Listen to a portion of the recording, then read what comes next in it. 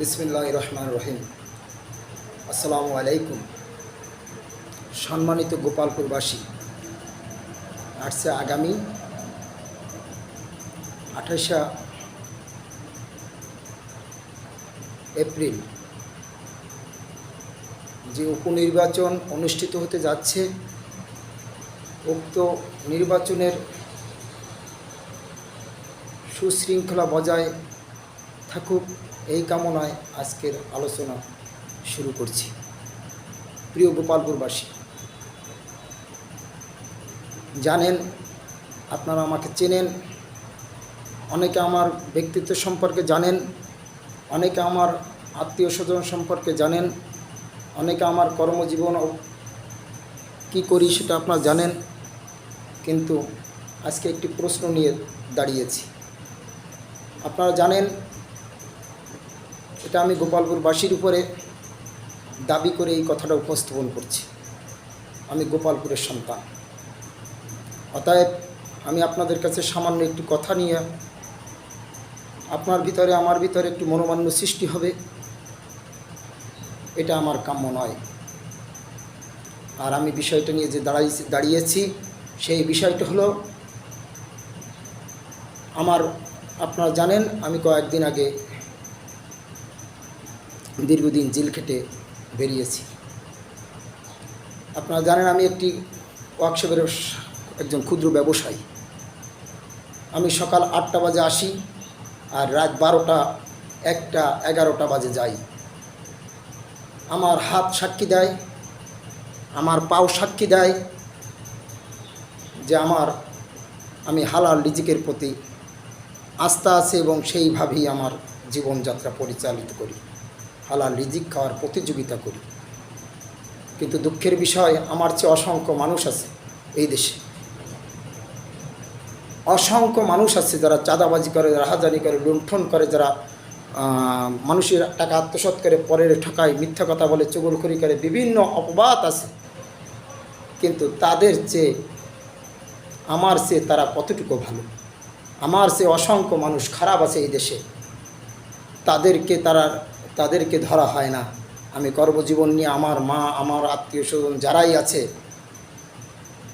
তাদের নিয়ে যাতে সুখে শান্তিতে বসবাস করতে পারি, যাতে তাদের নিয়ে আমি দীর্ঘদিন আমার এই জন্মভূমিতে থাকতে পারি, সেই প্রচেষ্টা এবং সৎভাবে চলতে পারি, সেই প্রচেষ্টাই আমার। আমি কারোর সাথে কোনো বিরোধ রাখতে চাই না। কিন্তু আমার আজকে একটি প্রশ্ন জেগেছে, আমার চেয়ে কত মানুষ খারাপ আছে, কত মানুষ অন্যায় করতেছে, কিন্তু আমার মতো মানুষকে কেন ধরা হলো? এই কথার জবাব আমি খুঁজে পাচ্ছি না। এই প্রতিহিংসার শিকার। আমি একটু ভালো খাই, ভালো পড়ি, এই কথাটা তার উচিত ছিল খোঁজ নেওয়া। আমি ভালো খাইলে তার সমস্যা কোথায়? আমি ভালো পড়লে তার সমস্যা কোথায়? সে কেন আমার সাথে এই অবিচার করলো? তাই আমি আপনাদের কাছে বিশেষভাবে একটি অনুরোধ করি, আজকে যদি আমার জায়গায় আপনার সন্তান হতো, আপনার ভাই হতো, আপনার আত্মীয় স্বজন হতো, আপনার কাছে একটু খারাপ লাগার কথা ছিল। আপনি যদি কোনো প্রার্থী, কোনো মানুষ, প্রার্থী বলাটা আমার ঠিক হয়নি, কোনো মানুষ যদি আমার এই ইসের সাথে জড়িত থাকে, জেলের সাথে, তাকে আপনারা প্রত্যাখ্যান করবেন না করবেন সেটা আপনাদের ব্যক্তিগত বিষয়। কিন্তু আমার একটি দাবি, আমার জায়গায় যদি আপনার সন্তান হতো তাহলে আপনি কী করতেন? এটাই আমার প্রশ্ন। অতএব আমার একটি জিনিসই খারাপ লেগেছে, আমার ঘরে আমার সন্তান 3 দিন পর্যন্ত ভাত খায়নি। আমার সন্তানেরা, আমার কর্মজীবন খুব উত্তম। আমি সামনে হয়তো আপনাদেরকে জানাবো, আমি একজন কর্ম ওঠার মানুষ, আমি একজন টেকনিশিয়ান মানুষ। আমার জীবন ব্যবস্থা একটু উত্তম রূপে রূপান্তরিত হয়েছে আজীবন। আমি অতীতে এই শুকরিয়া আদায় করে শেষ করতে পারবো না আল্লাহ তাআলা সুবহানাহু ওয়া তাআলার কাছে। আমি কারোর সাথে বিরোধ করতে চাই না। সবাই আপনি আমার ক্ষতি করলে আমি আপনার ক্ষতি করব না। আমার কথা যদি আপনার ক্ষতি হয় সেটা আমি কি করতে পারবো বলেন? কিন্তু আমার হক কথা, আমার সুন্দর কথা, আমার উত্তম কথা তো আমাকে বলতেই হবে। সেই জন্য আপনি মনে কষ্ট নেবেন না, আপনার বিরুদ্ধে আমি বলছি নয়। অতএব আপনারা আমার এই বিষয়ের সাথে কোনো ব্যক্তি যদি জড়িত থাকে আপনারা কি করবেন বিচার আপনাদের কাছেই ছেড়ে দিলাম। আর একটি কথা বলতে চাই, ভাবিয়া করিও কাজ, করিও ভাবিও না।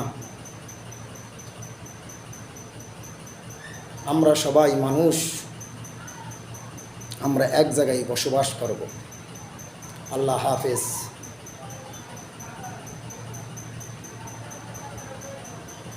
আজকের মতো শেষ করছি এবং শুভকামনায় মিথি ইঞ্জিনিয়ারিং ওয়ার্কশপ, বাদালবাজার, কচুয়া, বাগেরহাট।